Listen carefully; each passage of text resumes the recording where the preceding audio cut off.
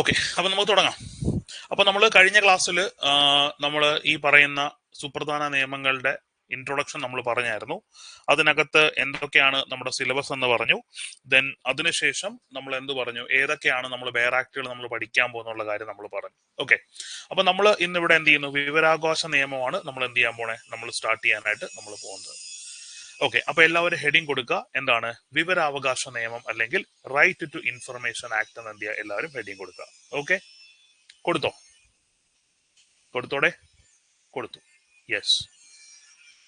Okay, അപ്പോ വിവരാവകാശ നിയമം എന്നാണ് പാസ്സായത് എന്ന് ചോദിച്ചു കഴിഞ്ഞാൽ ആദ്യം നമ്മൾ എന്ത് ചെയ്യുന്നു, ഈ ഒരു ആക്ടുമായിട്ട് ബന്ധപ്പെട്ട ബേസിക് ആയിട്ടുള്ള ഫാക്ട്സ് ആണ് നമ്മൾ എന്ത് ചെയ്യുന്നത്, ആദ്യമായിട്ട് നമ്മൾ നോക്കാൻ പോകുന്നത്.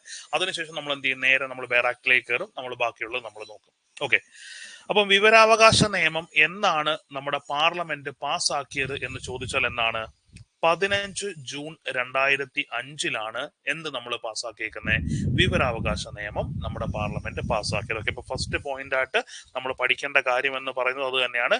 വിവരാവകാശ നിയമം എന്നാണ് പാസ്സായത്, 15 ജൂൺ 2005 എന്ത് പാസ്സായിരിക്കുന്നത്, വിവരാവകാശ നിയമം പാസ്സായിരിക്കുന്നത്.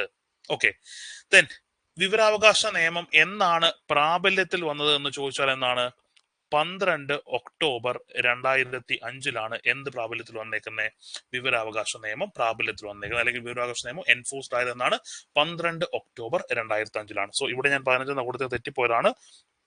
എന്താണ്, 12 ഒക്ടോബർ 2005 പ്രാബല്യത്തിൽ വന്നത്. അപ്പൊ നമ്മൾ രണ്ട് പോയിന്റ്സ് നമ്മൾ പഠിച്ചു.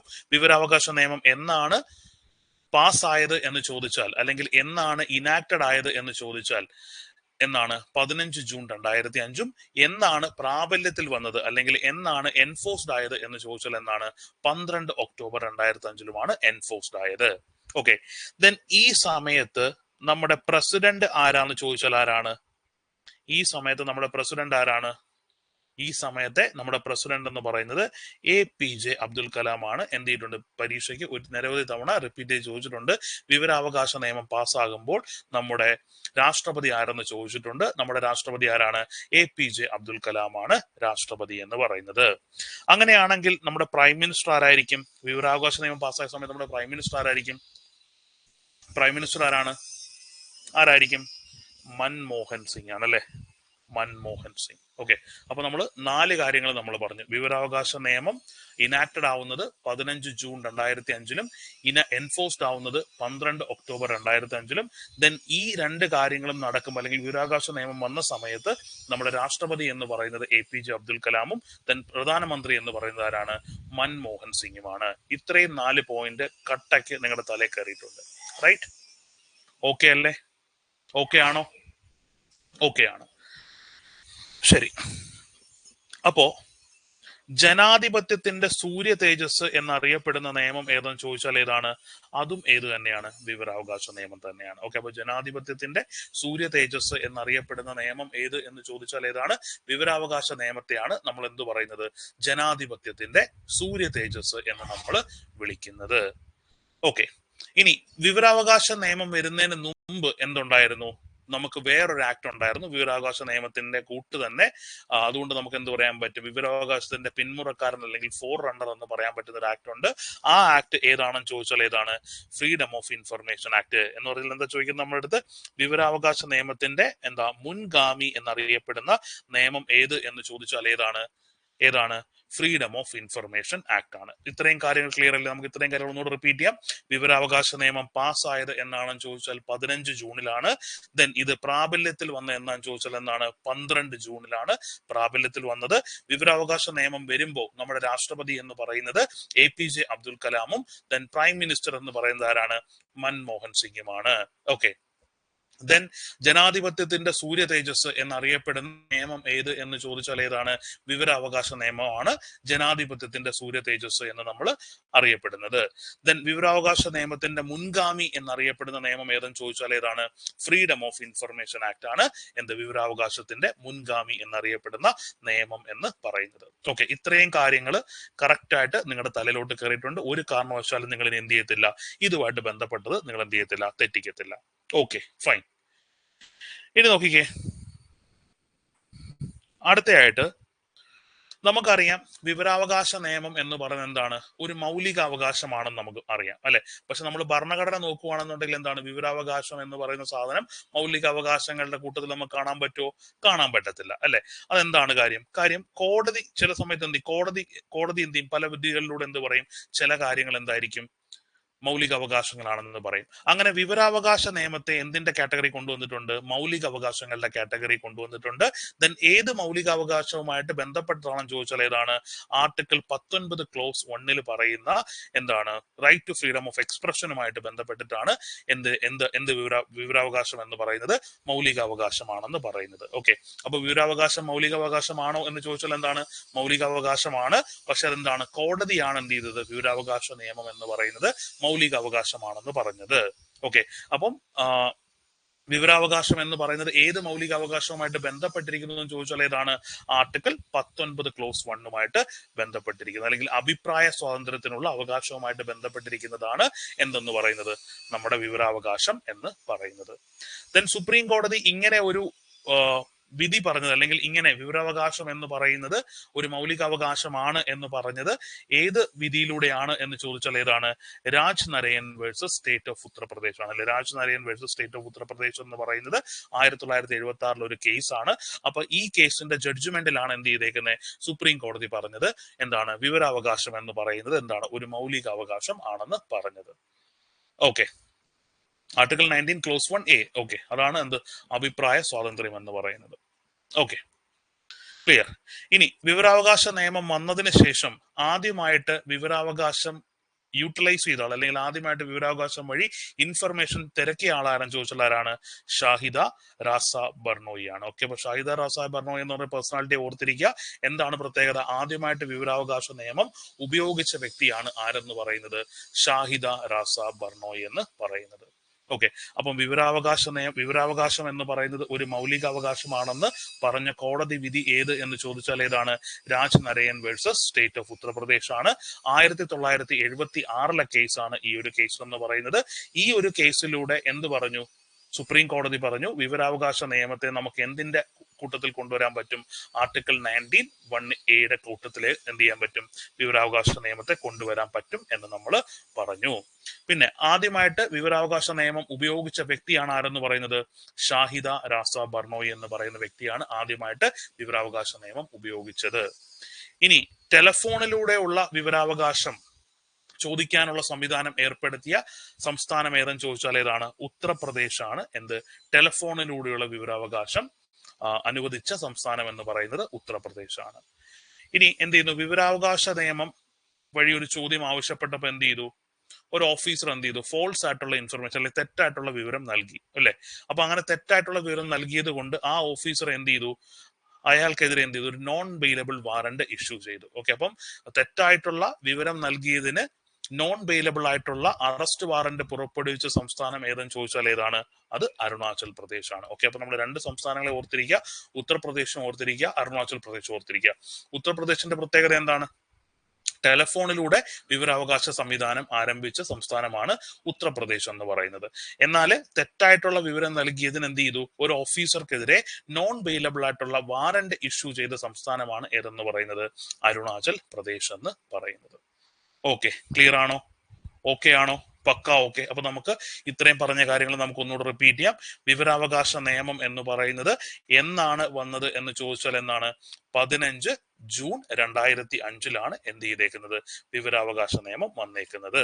ഓക്കെ, ദെൻ വിവരാവകാശ നിയമം എന്നാണ് പ്രാബല്യത്തിൽ വന്നത് എന്ന് ചോദിച്ചാൽ എന്താണ്, 12 ഒക്ടോബർ 2005 വിവരാവകാശ നിയമം പ്രാബല്യത്തിൽ വന്നത്.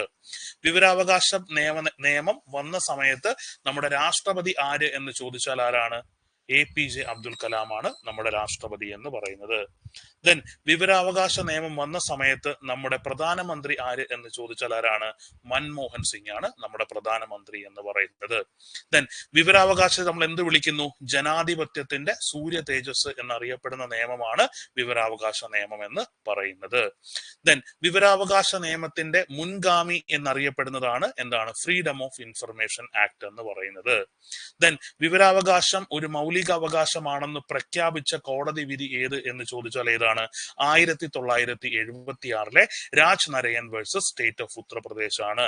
ഈ ഒരു കോടതി വിധിയിലെ വിവരാവകാശത്തെ ഏത് മൗലിക അവകാശത്തിന്റെ കൂട്ടത്തിലാണ് ഉൾപ്പെടുത്തിയത് എന്ന് ചോദിച്ചാൽ ഏതാണ്? ആർട്ടിക്കിൾ 19 ക്ലോസ് 1A അല്ലെങ്കിൽ അഭിപ്രായ സ്വാതന്ത്ര്യം എന്ന മൗലികാവകാശവുമായിട്ടാണ് എന്ത് ചെയ്തേക്കുന്നത്? ഈ വിവരാവകാശ നിയമത്തെ കോടതി കണ്ടത്. ദെൻ ആദ്യമായിട്ട് വിവരാവകാശ നിയമം ഉപയോഗിച്ച വ്യക്തി ആരെന്ന് ചോദിച്ചാൽ ആരാണ്? ഷാഹിദ റാസ ബർണോയി ആണ് ആദ്യമായിട്ട് വിവരാവകാശ നിയമം ഉപയോഗിച്ച വ്യക്തി എന്ന് പറയുന്നത്. ദെൻ ടെലഫോണിലൂടെയുള്ള വിവരാവകാശം അനുവദിച്ച സംസ്ഥാനം ഏത് എന്ന് ചോദിച്ചാൽ ഏതാണ്? ഉത്തർപ്രദേശ് ആണ്. ദെൻ തെറ്റായിട്ടുള്ള വിവരം നൽകിയ ഓഫീസർക്കെതിരെ ജാമ്യമില്ലാ വാറണ്ട് പുറപ്പെടുവിച്ച സംസ്ഥാനം ഏതെന്ന് ചോദിച്ചാലും ഏതാണ്? അരുണാചൽ പ്രദേശ് ആണ്. ഇത്രയും കാര്യങ്ങൾ കറക്റ്റ് ആയിട്ട് തലേ കയറിയോ? ഓക്കെ. അപ്പൊ നിങ്ങളാരും ഈ ഇംഗ്ലീഷിൽ എഴുതിയേക്കുന്ന നോട്ട്സ് കണ്ടിട്ട് എന്ത് ചെയ്യണ്ട, പേടിക്കണ്ട. ഓക്കെ, ഞാൻ എല്ലാത്തിന്റെയും കൃത്യമായിട്ട് എന്ത് ചെയ്യും, മലയാളം ഞാൻ പറയും. ഓക്കെ, കേട്ട് എന്ത് ചെയ്താൽ നോട്ട് എഴുതിയാൽ മതി. ചില ആൾക്കാർക്ക് ബുദ്ധിമുട്ട് എന്താണ്, ഇത് നോക്കി നോട്ട് എഴുതും അല്ലെ, ഇത് നോക്കി നോട്ട് എഴുതുമ്പോൾ കംപ്ലീറ്റ് ഇംഗ്ലീഷ്, അപ്പൊ എന്താ നമുക്കൊന്നും മനസ്സിലാവത്തില്ല, അപ്പോഴേ എന്ത് ചെയ്യും, സ്കിപ്പാക്കി പോകും. ഓക്കെ, അത് ചെയ്യല്. കാര്യം എന്താണ്, നമുക്ക് മലയാളത്തിൽ ടൈപ്പ് ചെയ്യാനുള്ള ബുദ്ധിമുട്ടുള്ളത് കൊണ്ടും മലയാളത്തിലായി കഴിഞ്ഞാൽ എന്താണ് ഒരുപാട് ആശയങ്ങൾ നമുക്ക് കിട്ടത്തുമില്ല. ഓക്കെ, കാര്യം കൺവേർഷൻ ഒരുപാട് പ്രശ്നങ്ങൾ വരും. അപ്പൊ അതുകൊണ്ടാണ് ഞാൻ സ്ലൈഡ്സ് എപ്പോഴും ഇംഗ്ലീഷിൽ പ്രിപ്പയർ ചെയ്യുന്നതും ദെൻ ബാക്കി കാര്യങ്ങൾ എന്ത് ചെയ്യും നിങ്ങളെടുത്ത് ഞാൻ മലയാളത്തിൽ എക്സ്പ്ലെയിൻ ചെയ്യും. അപ്പൊ എന്തെങ്കിലും ഒരു ടേം കിട്ടിയില്ലെങ്കിൽ നിങ്ങൾക്ക് എന്ത് ചെയ്യാം, നിങ്ങൾക്ക് ചോദിക്കാം. ഓക്കെ, എന്റെ ക്ലാസ് മുന്നേ കണ്ടിട്ടുള്ള ആൾക്കാർക്ക് അറിയാം, ഞാൻ എപ്പോഴും സ്ലൈഡ്സ് ഇംഗ്ലീഷിലായിരിക്കും, പക്ഷെ എക്സ്പ്ലെയിൻ ചെയ്യുമ്പോൾ എന്ത് ചെയ്യും, മലയാളത്തിൽ കൃത്യമായിട്ട് ഇത് ചെയ്യുന്നതായിരിക്കും. Okay, clear. അപ്പൊ ഇത്രയാണ് വിവരാവകാശ നിയമത്തെ കുറിച്ചുള്ള ബേസിക് ആയിട്ട് നമ്മൾ അറിയേണ്ട കാര്യങ്ങൾ. ബേസിക് കാര്യങ്ങൾ എല്ലാവരും സെറ്റായല്ലോ? സെറ്റായോ? ബേസിക് കാര്യങ്ങൾ എല്ലാവരും സെറ്റായോ? സെറ്റായി. ഓക്കെ. അപ്പൊ ഇനി നമ്മൾ നോക്കാൻ പോകുന്നത് വിവരാവകാശ നിയമത്തിലെ ഇമ്പോർട്ടന്റ് ആയിട്ടുള്ള നാഴികക്കല്ലുകളാണ് നമ്മൾ നോക്കാനായിട്ട് പോകുന്നത്. ഓക്കെ, നെക്സ്റ്റ് എന്ത് ചെയ്യുക, നാഴികക്കല്ലുകൾ അല്ലെങ്കിൽ മൈൽ സ്റ്റോൺസ് എന്ന് ഹെഡിങ് കൊടുക്കാം. നാഴികക്കല്ലുകൾ അല്ലെങ്കിൽ എന്ത് ചെയ്യുക, മൈൽ സ്റ്റോൺസ് എന്ന് ഹെഡിങ് കൊടുക്കാം. ഓക്കെ, അതിൽ ആദ്യമായിട്ട് നമ്മൾ പഠിക്കേണ്ട കാര്യം എന്ന് പറയുന്നത് വിവരാവകാശ നിയമം ആദ്യമായിട്ട് പാസ്സാക്കിയ സംസ്ഥാനം ഏത് എന്ന് രാജ്യം ഏത് എന്ന് ചോദിച്ചാൽ ഏതാണ്? സ്വീഡൻ ആണ് അല്ലെ. വിവരാവകാശ നിയമം ആദ്യമായിട്ട് പാസ്സാക്കിയ രാജ്യം ഏത് എന്ന് ചോദിച്ചാൽ ഏതാണ്? സ്വീഡൻ ആണ് വിവരാവകാശ നിയമം ആദ്യമായിട്ട് പാസ്സാക്കിയ രാജ്യം എന്ന് പറയുന്നത്. ഓക്കെ, അങ്ങനെയാണെങ്കിൽ ഇന്ത്യ എത്രാമത്തെ രാജ്യമാണ്? ഇന്ത്യ എന്ന് പറയുന്നത് 55ാമത്തെ രാജ്യമാണ്. ഓക്കെ, അപ്പൊ വിവരാവകാശ നിയമം ആദ്യമായിട്ട് പാസ്സാക്കിയ രാജ്യം ഏത് എന്ന് ചോദിച്ചാൽ ഏതാണ്? സ്വീഡൻ ആണ് വിവരാവകാശ നിയമം ആദ്യമായിട്ട് പാസ്സാക്കിയത്. ഇന്ത്യ എത്രാമത്തെ രാജ്യമാണ് വിവരാവകാശ നിയമം പാസ്സാക്കിയെന്ന് ചോദിച്ചാൽ ഏതാണ്? 55ാമത്തെ രാജ്യമാണ്. ഓക്കെ, ദെൻ വിവരാവകാശം എന്ന് പറഞ്ഞ ഐഡിയ ആദ്യമായിട്ട് കൊണ്ടുവന്നത് ആര് എന്ന് ചോദിച്ചാൽ ആരാണ്? VP സിംഗ് ആണ് വിവരാവകാശം അല്ലെങ്കിൽ റൈറ്റ് ടു ഇൻഫർമേഷൻ എന്ന് പറഞ്ഞ ഐഡിയ ആദ്യമായിട്ട് കൊണ്ടുവന്ന വ്യക്തി ആര് എന്ന് ചോദിച്ചാൽ ആരാണ്? VP സിംഗ് ആണ് എന്നാണ് 1990 എന്ത് ചെയ്യുന്നത്, ഇദ്ദേഹം റൈറ്റ് ടു ഇൻഫർമേഷൻ എന്ന് പറഞ്ഞ ഐഡിയ എന്ത് ചെയ്യുന്നത്, ഇദ്ദേഹം കൊണ്ടുവരുന്നത്. ഓക്കെ, അപ്പൊ വിവരാവകാശ നിയമം ആദ്യമായിട്ട് പാസ്സാക്കിയ രാജ്യം ഏതെന്ന് ചോദിച്ചാൽ ഏതാണ്? സ്വീഡൻ ആണ്. ഇന്ത്യ എത്രാമത്തെ ആണെന്ന് ചോദിച്ചാൽ എത്രാമത്തെയാണ്? 55ാമത്തെ കൺട്രിയാണ് എന്ത് വിവരാവകാശ നിയമം പാസ്സാക്കിയ 55ാമത്തെ കൺട്രിയാണ് ഇന്ത്യ എന്ന് പറയുന്നത്. ദെൻ 1990 എന്ത് ചെയ്യുന്നത്, ആദ്യമായിട്ട് വിവരാവകാശ നിയമം എന്ന് പറഞ്ഞ ആശയം ഇന്ത്യയിലേക്ക് വരുന്നത്. അതിന് കാരണം ആരാണ്? VP സിംഗ് ആണ് അല്ലെ. അപ്പൊ VP സിംഗ് ആണ് എന്ത് ചെയ്യുന്നത്, വിവരാവകാശ നിയമം എന്ന് പറഞ്ഞ ഐഡിയ എന്ത് ചെയ്യുന്നത്, ആദ്യമായിട്ട് കൊണ്ടുവരുന്നത്. ഓക്കെ, ദെൻ വിവരാവകാശ നിയമം ഇന്ത്യയിൽ പാസ്സാകാൻ വേണ്ടിയിട്ട് മുൻകൈ എടുത്ത സംഘടന ഏത് എന്ന് ചോദിച്ചാൽ ഏതാണ്?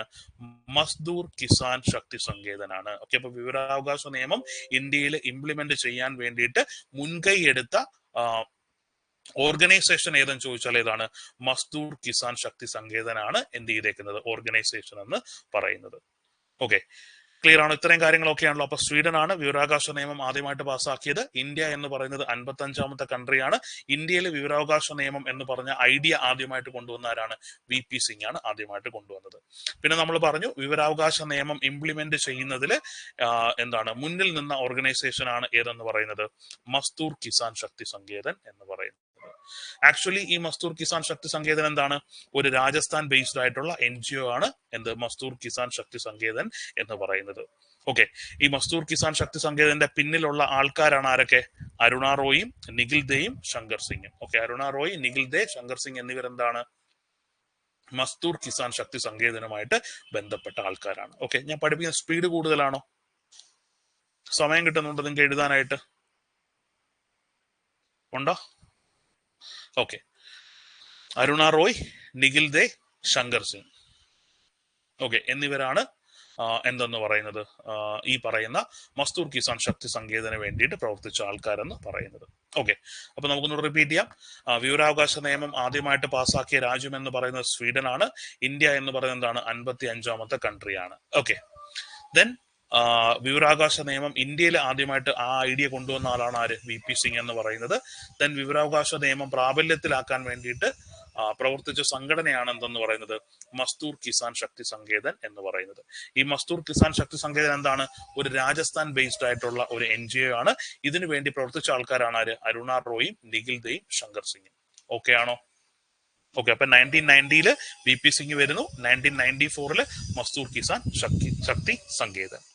ഇനി നെക്സ്റ്റ് ഇമ്പോർട്ടന്റ് ആയിട്ടുള്ള മൈൽ സ്റ്റോൺ ആണ് 1996 എന്ത് ചെയ്യുന്നു? ഒരു ക്യാമ്പയിൻ എന്ത് ചെയ്യുന്നു? സ്റ്റാർട്ട് ചെയ്യുന്നു. ആ ക്യാമ്പയിന്റെ പേരാണ് national campaign for people rights to information എന്ന് നമ്മൾ പറയും. എന്താണ്? NPCRI എന്ന് നമ്മൾ പറയും. ഓക്കെ, അപ്പൊ NPCRI നമുക്കറിയാം ഒരുപാട് ആക്ടുകളുടെ പിന്നിൽ പ്രവർത്തിച്ചിട്ടുള്ള ആൾക്കാരാണ് NPCRI എന്ന് പറയുന്നത്. ഇപ്പൊ വിസിൽ ബ്ലോവേഴ്സ് ആക്ട് ആയാലും ശരി. അപ്പൊ അതുകൂട്ട് ഇന്ത്യയിൽ റൈറ്റ് ടു ഇൻഫർമേഷൻ ആക്ട് പാസ്സാക്കാൻ വേണ്ടിയിട്ടുള്ള സകല ലീഗലായിട്ടുള്ള ബാക്കപ്പും സെറ്റപ്പ് ചെയ്ത് കൊടുത്ത ഒരു ഓർഗനൈസേഷൻ ആണ്, അല്ലെങ്കിൽ ഒരു ക്യാമ്പയിൻ ആണ് എന്തെന്ന് പറയുന്നത്?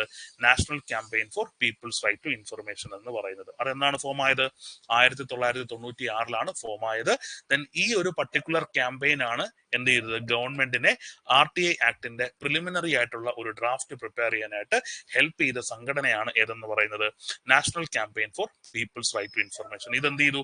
ഈ കിസാൻ ശക്തി സങ്കേതനുമായിട്ട് അസോസിയേറ്റഡ് ആയിട്ട് പ്രവർത്തിച്ചുകൊണ്ടിരുന്ന ഒരു ക്യാമ്പയിൻ ആണ് national campaign for people's right to information എന്ന് പറയുന്നത്. ഈ ഒരു പർട്ടിക്കുലർ ക്യാമ്പയിൻ ആണ് എന്ത് ചെയ്തേക്കുന്നത്? വിവരാവകാശ നിയമം ഡ്രാഫ്റ്റ് ചെയ്യുന്നതിൽ നമ്മുടെ ഗവൺമെന്റിനെ ഹെൽപ്പ് ചെയ്ത സംഘടന എന്ന് പറയുന്നത്. ഓക്കെ, ദെൻ 2002 അടുത്ത ഇമ്പോർട്ടന്റ് ആയിട്ടുള്ള മൈൽ സ്റ്റോൺ. അവിടെ എന്ത് ചെയ്തു? നമ്മൾ ഫ്രീഡം ഓഫ് ഇൻഫർമേഷൻ ആക്ട് പാസ്സാക്കി.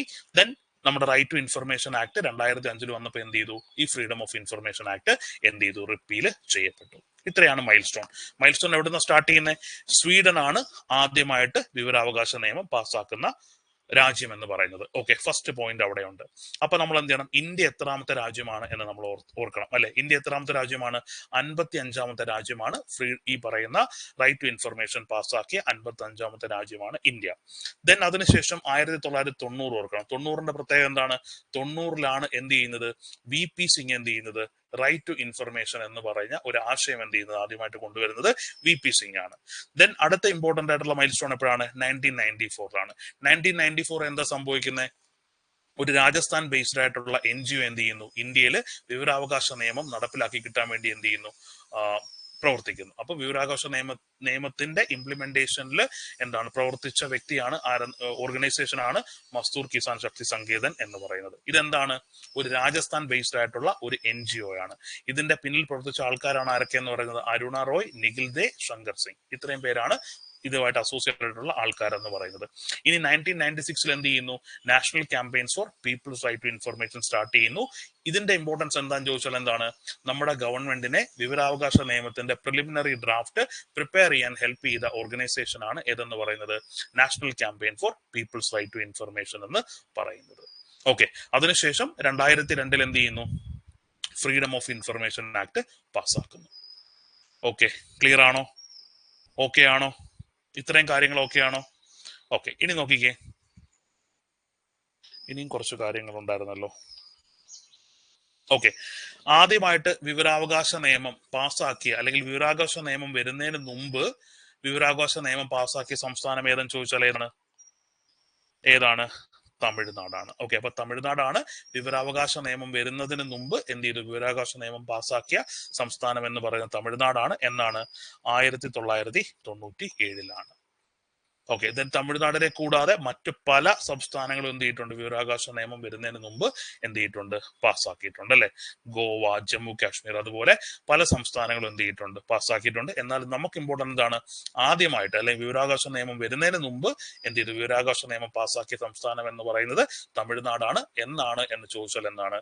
1997. Okay, clear. ഇത്രയും കാര്യങ്ങളുണ്ടായപ്പോ എന്ത് ചെയ്തു? വിവരാവകാശ നിയമവുമായിട്ട് ബന്ധപ്പെട്ടിട്ട് ഉള്ള പ്രീവിയസ് ക്വസ്റ്റ്യൻസ് നമ്മൾ എന്ത് ചെയ്തിട്ടുണ്ട്, ബേസിക് ആയിട്ടുള്ള പ്രീവിയസ് ക്വസ്റ്റ്യൻസ് കംപ്ലീറ്റ് നമ്മൾ എന്ത് ചെയ്തു, കവർ ചെയ്തിട്ടുണ്ട്. Okay, clear. ഇനി നമ്മൾ ചെയ്യാൻ പോകുന്നത് എന്താണ്, ഇനി നമ്മൾ ഡയറക്റ്റ് ആയിട്ട് നമ്മൾ എന്ത് ചെയ്യുക, ബെയർ ആക്ടിലേക്ക് പോവാണ്. ഓക്കെ, ഞാൻ ഇപ്പോഴേ പറയുവാണ്, ബെയർ ആക്ട് എന്താണ്, ലിറ്റിൽ കോംപ്ലിക്കേറ്റഡ് ആണ്. കറക്റ്റ് ശ്രദ്ധിക്കുക, അതിൽ എഴുതിയിരിക്കുന്നത് അതുപോലെ അപ്പടി കോപ്പി ചെയ്യാൻ നോക്കല്. ഞാൻ എന്താണോ പറയുന്നത് ആ കാര്യം മാത്രം ചെയ്യുക. ഓക്കെ, എന്നാലേ നമുക്ക് എന്ത് ചെയ്യാൻ പറ്റത്തുള്ളൂ, വിവരാവകാശ നിയമത്തിൽ നിന്ന് ചോദിക്കുന്ന എല്ലാ ചോദ്യങ്ങൾക്കും നമുക്ക് ഉത്തരം എഴുതാനായിട്ട് നമുക്ക് പറ്റത്തുള്ളൂ. ഓക്കെ, ഇനി നമ്മൾ ഡയറക്റ്റ് ആയിട്ട് ബെയർ ആക്ടിലേക്ക് പോവാണ്. എപ്പോഴും നമ്മൾ ഫോളോ ചെയ്യുന്ന ഈ ഒരു സിസ്റ്റം ആയിരിക്കും. ഫസ്റ്റ് നമ്മൾ എന്ത് ചെയ്യും, ഒരു ആക്ട് എടുക്കുമ്പോൾ ആ ആക്ടുമായിട്ട് ബന്ധപ്പെട്ട് ബേസിക് ആയിട്ട് എല്ലാവരും അറിയേണ്ട കുറച്ച് കാര്യങ്ങളുണ്ട്. ആ കാര്യങ്ങൾ നമ്മൾ ഫസ്റ്റ് ഡിസ്കസ് ചെയ്യും. ഓക്കെ, ഇപ്പൊ ഞാൻ ഈ പറഞ്ഞ കാര്യങ്ങളൊക്കെ എന്താണ്, എല്ലാവർക്കും അറിയാവുന്ന കാര്യങ്ങളാണ്. ഓക്കെ, അപ്പൊ ജസ്റ്റ് ഒരു അവയർനെസ്സിന് വേണ്ടിയിട്ടും പിന്നെ ഇത് അറിയാത്ത കുറച്ച് ആൾക്കാരുണ്ട്, അവരെയും കൂടെ എന്താണ് ഈ കാര്യങ്ങളൊക്കെ ഒന്ന് പഠിപ്പിക്കാൻ വേണ്ടിയിട്ടാണ് എന്ത് ചെയ്തത്, ഫസ്റ്റ് തന്നെ എന്ത് ചെയ്യുന്നത്, ബേസിക് ആയിട്ടുള്ള ഫാക്ട്സ് നമ്മൾ പറയുന്നത്. ഓക്കെ, അതിനുശേഷമായിരിക്കും നമ്മൾ എന്ത് ചെയ്യുന്നത്, ബെയർ ആക്ടിലേക്ക് നമ്മൾ പോകുന്നത്. അപ്പോഴേ നമ്മുടെ എന്താവത്തുള്ളൂ, നമ്മൾ ആ പഠിക്കുന്ന രീതി എന്ത് ചെയ്യത്തുള്ളൂ, ക്ലിയർ ആവത്തുള്ളൂ. ക്ലിയർ? ഓക്കെ, ഓക്കെ ആണോ, പറഞ്ഞാട്ടെ.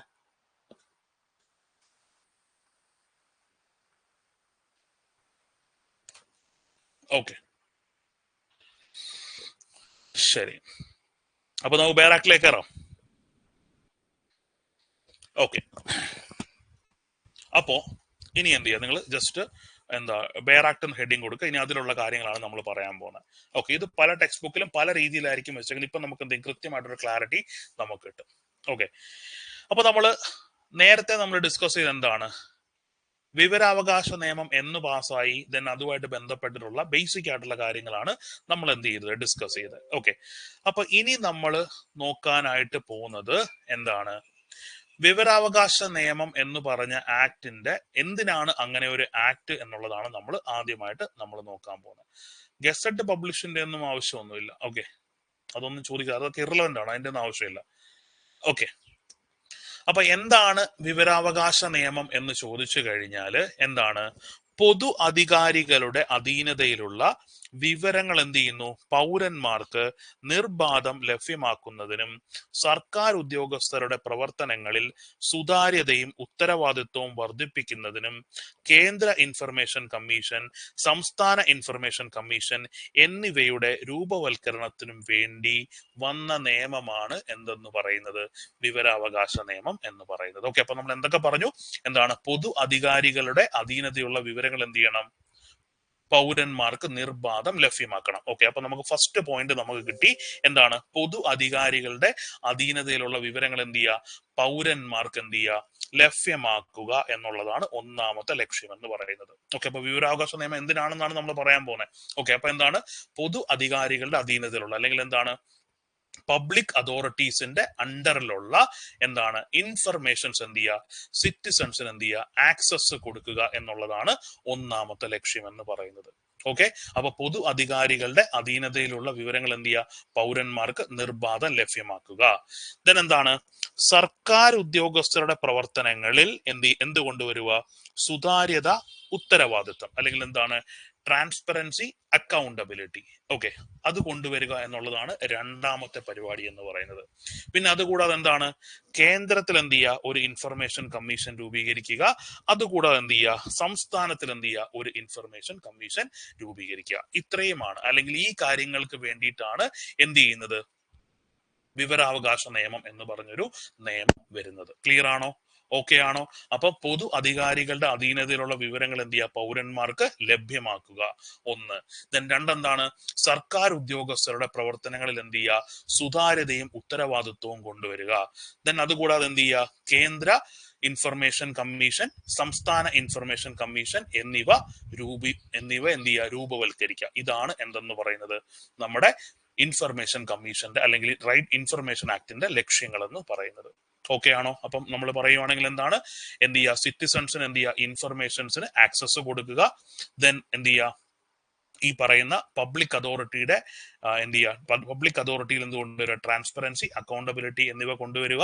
പിന്നെ എന്ത് ചെയ്യുക, ഈ പറയുന്ന central information commission, state information commission തുടങ്ങിയ ഇൻസ്റ്റിറ്റ്യൂഷൻസ് എന്ത് ചെയ്യുക, സ്ഥാപിക്കുക. ഇത്രയുമാണ് എന്തെന്ന് പറയുന്നത്, വിവരാവകാശ നിയമത്തിന്റെ എന്തെന്ന് പറയുക, എക്സ്പ്ലനേഷൻ എന്ന് പറയുന്നത്. ഓക്കെ, അപ്പൊ എന്താണ് വിവരാവകാശം ചോദിച്ചാൽ ഇത്രയും നിങ്ങൾ പറയണം. എന്താണ്? പൊതു അധികാരികളുടെ അധീനതയിലുള്ള വിവരങ്ങൾ എന്ത് ചെയ്യുക? പൗരന്മാർക്ക് ലഭ്യമാക്കുക. ദെൻ രണ്ടെന്താണ്? സർക്കാർ ഉദ്യോഗസ്ഥരുടെ ഇടയിൽ എന്ത് ചെയ്യുക? സുതാര്യത, ഉത്തരവാദിത്തം എന്നിവ വർദ്ധിപ്പിക്കുക. ദെൻ അതുകൂടാതെ എന്താണ്? സംസ്ഥാന ഇൻഫർമേഷൻ കമ്മീഷൻ, കേന്ദ്ര ഇൻഫർമേഷൻ കമ്മീഷൻ എന്നിവ എന്ത് ചെയ്യുക? എസ്റ്റാബ്ലിഷ് ചെയ്യുക അല്ലെങ്കിൽ കോൺസ്റ്റിറ്റ്യൂട്ട് ചെയ്യുക. ഇതാണ് എന്തെന്ന് പറയുന്നത്? ഇതാണ് എന്തെന്ന് പറയുന്നത്?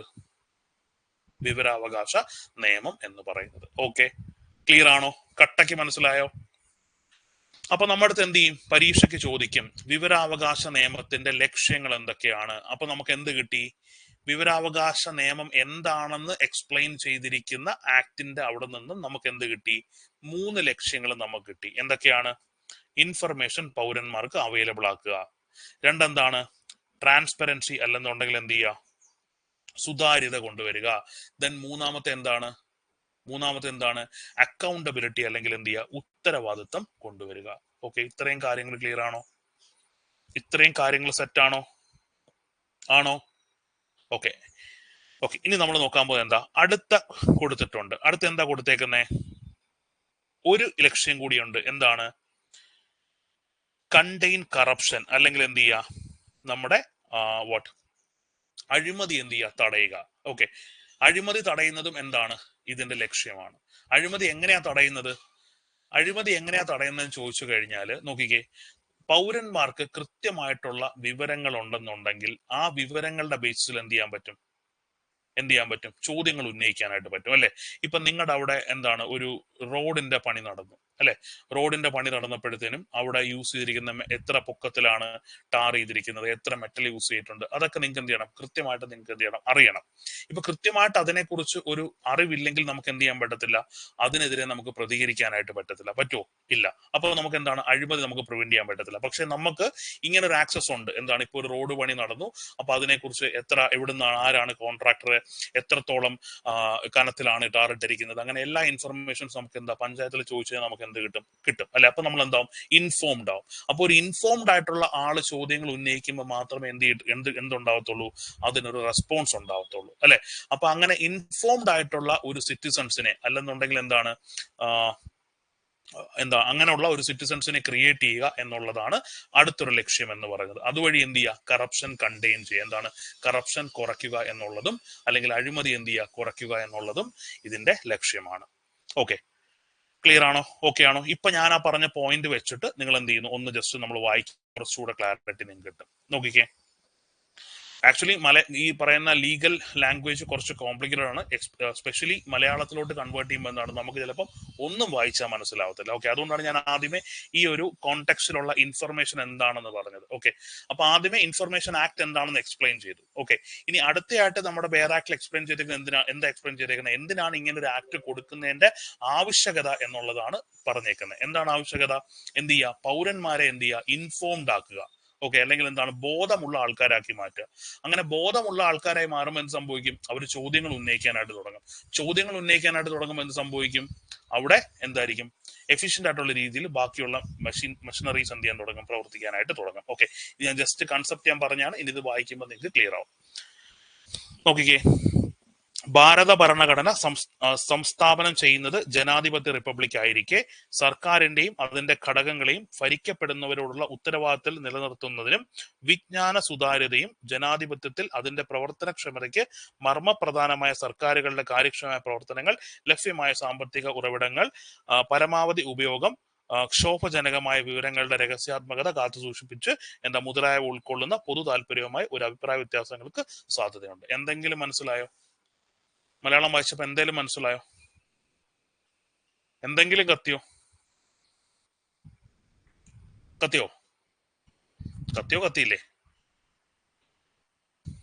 ഇല്ല. ഓക്കെ, അപ്പൊ എല്ലാവരും ഡിമാൻഡ് ചെയ്യുന്നത് എന്താണ്? മലയാളം വേണം എന്ന് ഡിമാൻഡ് ചെയ്യുമ്പോൾ ഞാൻ എന്തുകൊണ്ടാണ് ഈ പറയുന്ന ആക്ടുകളും കാര്യങ്ങളും പഠിപ്പിക്കുമ്പോൾ മലയാളം എടുക്കാത്തതിനുള്ള കാരണം എന്ന് പറയുന്നത്, മലയാളം ഒട്ടും എന്ത് ചെയ്യത്തില്ല, നമുക്ക് മനസ്സിലാവത്തില്ല. ഓക്കെ, ഫൈൻ, അതുകൊണ്ടാണ്.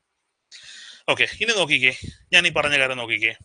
Democracy requires an informed citizenry and transparency of information, which are vital to its functioning and also contain corruption, and to hold the government and their instrumentalities accountable to be governed. എന്ന് പറഞ്ഞാൽ എന്താണ്? ഒരു informed സിറ്റിസണറി ആവശ്യമാണ്. പിന്നെന്താണ്? Transparency നമുക്ക് ആവശ്യമാണ്. Okay, എന്നാൽ മാത്രമേ എന്ത് ചെയ്യാൻ പറ്റത്തുള്ളൂ? കറപ്ഷൻ കണ്ടെയ്ൻ ചെയ്യാനായിട്ട് പറ്റത്തുള്ളൂ. ഓക്കെ, അപ്പൊ ഈ കറപ്ഷൻ കണ്ടെയ്ൻ ചെയ്യാൻ വേണ്ടിയിട്ട് ഉള്ള ഒരു പ്രധാനപ്പെട്ട ഘടകമാണ് എന്തെന്ന് പറയുന്നത്? ട്രാൻസ്പെറൻസി ഓഫ് ഇൻഫർമേഷൻ, അല്ലെങ്കിൽ എന്താണ്? നമ്മുടെ ഇൻഫർമേഷന്റെ സുതാര്യത എന്ന് നമ്മൾ പറയുന്നത്. ഓക്കെ, അപ്പം ഈ പറയുന്ന ഇൻഫർമേഷന്റെ സുതാര്യത അവൈലബിൾ ആക്കുക എന്നുള്ളതും എന്താണ്? ഇതിന്റെ ലക്ഷ്യമാണ്. ഓക്കെ, ക്ലിയർ ആണോ? അപ്പൊ നമ്മൾ പറഞ്ഞതിനകത്ത് ഇപ്പൊ നമുക്ക് 3 ലക്ഷ്യങ്ങൾ ഈ 2 പാരഗ്രാഫിൽ നിന്ന് കിട്ടിയത്. ഒന്നെന്താണ്? അക്കൗണ്ടബിൾ ആക്കുക, അല്ലെ? രണ്ടെന്താണ്? ട്രാൻസ്പെറന്റ്. മൂന്നെന്താണ്? കറപ്ഷൻ കണ്ടെയ്ൻ ചെയ്യുക. ഇത് മൂന്നുമാണ് എന്തെന്ന് പറയുന്നത്? എന്തിന്റെ ലക്ഷ്യം എന്ന് പറയുന്നത്? ഈ പറയുന്ന IT ആക്ടിന്റെ ലക്ഷ്യം എന്ന് പറയുന്നത്. ഈ 3 ലക്ഷ്യങ്ങൾ എപ്പോഴാണ് നമുക്ക് മനസ്സിലാവുന്നത്? ഈ ബെയർ ആക്ടിന്റെ 3 പാരഗ്രാഫുകൾ വായിക്കുമ്പോഴാണ് ഇതൊക്കെയാണ് നമ്മുടെ ലക്ഷ്യം എന്ന് നമുക്ക് മനസ്സിലാവുന്നത്. ഓക്കെ, ക്ലിയർ ആണോ? മനസ്സിലായോ? ക്ലിയർ ആണോ? പക്ക ഓക്കെ? ഓക്കെ, ഇനി അടുത്തൊരു കാര്യം കൂടി ഈ ആക്ട് പറഞ്ഞിട്ടുണ്ട്. അങ്ങനെ എന്ത് ചെയ്യാൻ പറ്റത്തില്ല? എല്ലാ ഇൻഫർമേഷൻസ് എന്ത് ചെയ്യാൻ പറ്റത്തില്ല? അവൈലബിൾ ആക്കാൻ പറ്റത്തില്ല. കാര്യം എന്താ? നമ്മുടെ ഗവൺമെന്റിന്റെ റണ്ണിങ്ങിന് എന്താണ്? ചില ഇൻഫർമേഷൻസ് എന്ത് ചെയ്യേണ്ടി വരും? കോൺഫിഡൻഷ്യൽ ആയിട്ട് വെക്കേണ്ടി വരും. അപ്പൊ എന്ത് ചെയ്യുന്നുണ്ട്? ചില ഇൻഫർമേഷൻസ് റെസ്ട്രിക്ട് ചെയ്യുന്നതിനെ കുറിച്ചും എന്തിൽ പറയുന്നുണ്ട്? വിവരാവകാശ നിയമത്തിൽ പറയുന്നുണ്ട്. നോക്കിക്കേ, revelation of information in actual practice is likely to conflict with other public interests, including efficient operation of government, optimum use of limited physical resources, and the preservation of confidentiality of sensitive information. അല്ലെ? ഇങ്ങനെ എല്ലാ പൗരന്മാർക്കും നമ്മൾ എന്ത് ചെയ്യുന്നു? എല്ലാ വിവരങ്ങളും കൊടുത്തു കഴിഞ്ഞാൽ എന്ത് സംഭവിക്കും? ഇതുപോലുള്ള പ്രശ്നങ്ങൾ ഉണ്ടാവാം. അപ്പൊ അതുകൊണ്ട് എന്ത് ചെയ്യും? എല്ലാ ഇൻഫർമേഷൻസും കൊടുക്കാൻ പറ്റത്തില്ല. എന്ത് ചെയ്യും? ചില ഇൻഫർമേഷൻസ് എന്ത് ചെയ്യും? റെസ്ട്രിക്ട് ചെയ്യുകയും ചെയ്യും. നോക്കിക്കേ, ഈ 3 പാരഗ്രാഫ് വായിക്കുമ്പോൾ നമുക്ക് എന്ത് കിട്ടും? വിവരാവകാശ നിയമത്തെ കുറിച്ചുള്ള ഒരു ഐഡിയ നമുക്ക് കിട്ടും. കിട്ടത്തില്ലേ? കംപ്ലീറ്റ് ആയിട്ടുള്ള ഐഡിയ കിട്ടത്തില്ലേ? കിട്ടുമോ? കിട്ടത്തില്ലേ? കിട്ടും അല്ലെ? കംപ്ലീറ്റ് ആയിട്ടുള്ള ഐഡിയ നമുക്ക് എന്ത് കിട്ടും? കിട്ടും. കാര്യം ഇനിയിപ്പം സ്റ്റേറ്റ്മെന്റ് ക്വസ്റ്റ്യൻസ് വരുമ്പോൾ നമുക്ക് എന്താണ്? എല്ലാ ഇൻഫർമേഷനും അവൈലബിൾ ആണ് എന്ന് പറഞ്ഞാൽ എന്താണ്? നമുക്കറിയാം എല്ലാ ഇൻഫർമേഷനും അവൈലബിൾ അല്ല. അങ്ങനെ വന്നാൽ എന്തുണ്ടാവും? കോൺഫ്ലിക്റ്റ് ഉണ്ടാവും എന്ന് കിട്ടും. ഓക്കെ, ക്ലിയർ ആണോ? ഇനി ഞാനിതൊന്ന് കൺസോൾഡേറ്റ് ചെയ്ത് പറയാം. അപ്പൊ നിങ്ങൾക്ക് കറക്റ്റ് ആയിട്ട് മനസ്സിലാവും.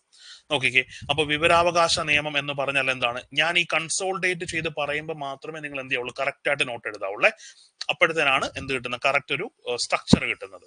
ഓക്കെ, ഫസ്റ്റ് അണ്ടർസ്റ്റാൻഡ് ചെയ്യുക, ദെൻ ഞാൻ കൺസോൾഡേറ്റ് ചെയ്യുന്ന സമയത്ത് എന്ത് ചെയ്യുക? അതുകൂട്ട് നിങ്ങൾ എഴുതുക. ഓക്കെ, അപ്പം ഇൻഫർമേഷൻ ആക്ട് എന്ന് പറയുന്നത് എന്താണ്? പൊതു അധികാരികളുടെ അധീനതയിലുള്ള വിവരങ്ങൾ എന്ത് ചെയ്യുക? പൗരന്മാർക്ക് എന്ത് ചെയ്യുക? നിർബാധം ലഭ്യമാക്കുക. ദെൻ രണ്ടെന്താണ്? സർക്കാർ ഉദ്യോഗസ്ഥരുടെ പ്രവർത്തനങ്ങളിൽ സുതാര്യത, ഉത്തരവാദിത്വം, അതുകൂടാതെ എന്ത് ചെയ്യുക? കറപ്ഷൻ കുറയ്ക്കുക, അഴിമതി കുറയ്ക്കുക. ഇത് മൂന്നുമാണ് എന്തെന്ന് പറയുന്നത്? സർക്കാർ ഉദ്യോഗസ്ഥരുടെ പെർസ്പെക്റ്റീവിലുള്ള വിവരാവകാശ ലക്ഷ്യം എന്ന് പറയുന്നത്. ദെൻ അടുത്ത എന്താണ് പറഞ്ഞേക്കുന്നത്? ഒരു സെൻട്രൽ ഇൻഫർമേഷൻ കമ്മീഷനെയും സ്റ്റേറ്റ് ഇൻഫർമേഷൻ കമ്മീഷനെയും എന്ത് ചെയ്യുക? രൂപീകരിക്കുക, അല്ലെങ്കിൽ കോൺസ്റ്റിറ്റ്യൂട്ട് ചെയ്യുക. ഇതാണ് ലക്ഷ്യം എന്ന് പറയുന്നത്. ഇനി എന്ത് ചെയ്യുന്നുണ്ട്? ഒരു കാര്യം ഇവിടെ പറയുന്നുണ്ട്. എന്താണ്? കോൺഫ്ലിക്റ്റ് വരാതിരിക്കാൻ വേണ്ടിയിട്ട് എന്താണ്? ചില ഇൻഫർമേഷൻസ് അല്ലെങ്കിൽ ചില വിവരങ്ങൾ എന്ത് ചെയ്യും? റെസ്ട്രിക്ട് ചെയ്ത് വെക്കുകയും ചെയ്യും. ഇതാണ് information technology act, right to information ആക്ടിന്റെ സമ്മറി എന്ന് പറയുന്നത്. ഓക്കെ, ക്ലിയർ ആണോ? കട്ടയ്ക്ക് മനസ്സിലായോ? കട്ടയ്ക്ക് മനസ്സിലായോ? അപ്പൊ എന്തൊക്കെ പറയുന്നുണ്ട്? പൊതു അധികാരികളുടെ അധീനത്തിലുള്ള വിവരങ്ങൾ എന്ത് ചെയ്യുക? നമ്മൾക്ക് തരിക. ദെൻ രണ്ടെന്ത് ചെയ്യുക? ഗവൺമെന്റ് സർവൻസിന്റെ എന്ത് ചെയ്യുക? അക്കൗണ്ടബിൾ ആക്കുക. ദെൻ അവരെ ട്രാൻസ്പെറന്റ് ആക്കുക. അവരെ കറപ്ഷൻ കണ്ടെയ്ൻ ചെയ്യുക, അല്ലെങ്കിൽ കറപ്ഷൻ കുറയ്ക്കുക. ഇത് മൂന്നുമാണ് അവരുടെ ലക്ഷ്യങ്ങൾ എന്ന് പറയുന്നത്. ഇനി അടുത്ത പരിപാടി എന്താണ്? എല്ലാ ഇൻഫർമേഷൻസും നമുക്ക് എന്ത് ചെയ്യാൻ പറ്റത്തില്ല? നിർബാധം കൊടുക്കാൻ പറ്റത്തില്ല. എന്താണ്? ചില ഇൻഫർമേഷൻസ് എന്ത് ചെയ്യണം? നമ്മൾ റെസ്ട്രിക്ട് ചെയ്ത് വെക്കണം. അങ്ങനെ ഇൻഫർമേഷൻസ് ഏതൊക്കെയാണ് റെസ്ട്രിക്ട് ചെയ്യേണ്ടതെന്നും ഇവിടെ പറയുന്നുണ്ട്. ഈ പറയുന്ന റൈറ്റ് ടു ഇൻഫർമേഷനിൽ പറയുന്നുണ്ട്. ഇതാണ് റൈറ്റ് ടു ഇൻഫർമേഷന്റെ സമ്മറി എന്ന് പറയുന്നത്. Okay, clear? ഓക്കെ ആണോ? പക്ക ഓക്കെ ആണോ? ജസ്റ്റ് ഇൻട്രൊഡക്ഷൻ മാത്രമാണ്. ഇപ്പൊ നിങ്ങൾക്ക് എല്ലാ ഐഡിയയും കിട്ടിക്കാണും. റൈറ്റ്? കിട്ടിയോ?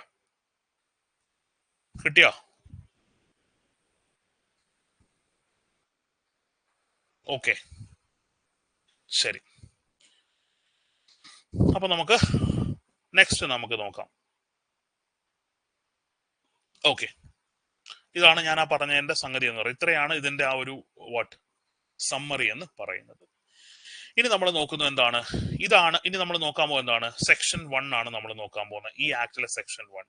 ഓക്കെ, അപ്പൊ എന്ത് ചെയ്യുക, സെക്ഷൻ 1 എന്ന് ഹെഡിങ് കൊടുക്കുക. സെക്ഷൻ 1 ഇത് ഹെഡിങ് കൊടുത്തു, സെക്ഷൻ 1.